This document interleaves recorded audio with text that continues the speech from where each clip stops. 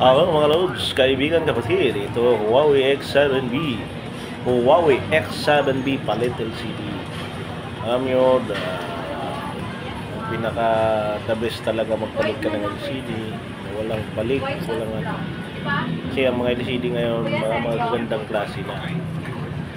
Depende na yan pag plano sa'yo, pero may factory defect naman, pero bihira na, hindi na tulad natin.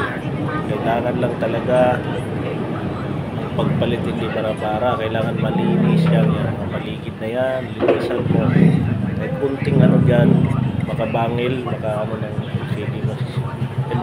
Yan din ang cause ng bakit masira, pinalitan mo magreklamo kailangan talaga, kasi ang mga customer natin, pera nila sayang, kailangan i-care din natin yung pera nila na hindi sila magagasto, sira lang.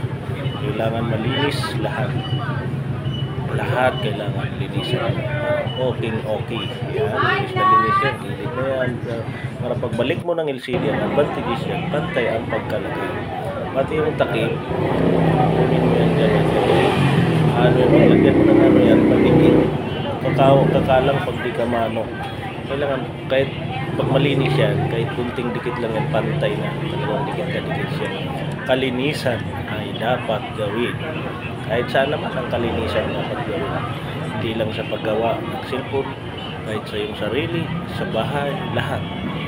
Ayan, ang tamang gawin sa lahat ng bagay upang ikaw ay magiging okay. Lahat ng trabaho. Ayan na, mga kaibigan, i-try na natin.